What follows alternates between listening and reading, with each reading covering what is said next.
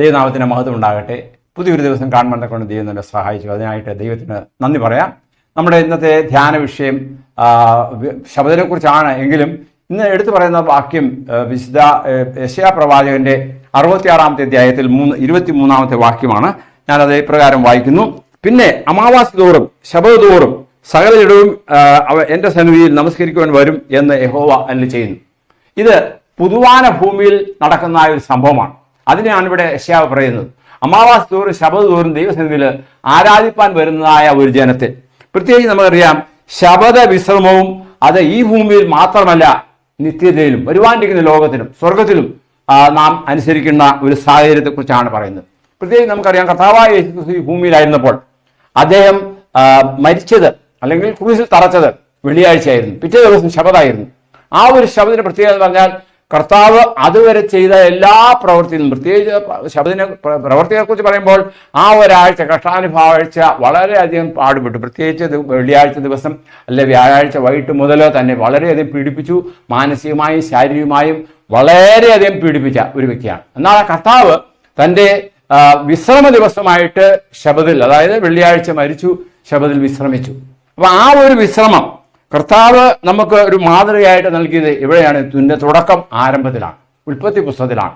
അവിടെ സകല സൃഷ്ടിയിലും ദൈവം നിവൃത്തനായ ശേഷം ശബദിനെ അനുഗ്രഹിച്ച് ശുദ്ധീകരിച്ചു എന്നുള്ളതായ കാര്യം നാം കാണുന്നുണ്ട്.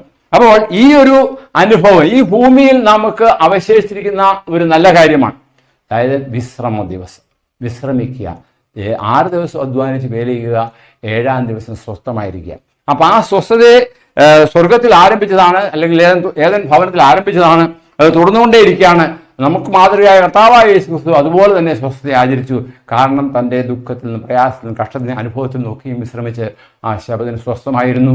എന്നാൽ 1-ാം ദിവസം, ആഴ്ചവട്ടത്തിന് 1-ാം ദിവസം താൻ ഉയർത്തു വന്നതിന് ശേഷം അതേ കല്ലറകളെ ഭേദിച്ചുകൊണ്ട് നമുക്ക് വേണ്ടി സ്വർഗത്തിലേക്ക് പോവാൻ തക്കവണ്ണം, അതേ ആ ഒരു അനുഭവം ഉണ്ടാവാൻ തക്കവണ്ണം കർത്താവ് നമുക്ക് വേണ്ടി സ്വസ്ഥത അനുഭവിച്ച കാര്യത്തെക്കുറിച്ച് ഞാൻ ഇവിടെ പറയുന്നു. അപ്പോൾ ഞാൻ ആദ്യം വായിച്ചതാണ്, അതായത് അമാവാസി തോറും ശബദ തോറും നമ്മൾ എന്ത് ചെയ്യും? ദൈവസന്നിധിയിൽ കൂടി വരുന്ന ആ ഒരു സാഹചര്യം അത് ഈ ഭൂമിയിൽ നാം അനുഭവിക്കണം.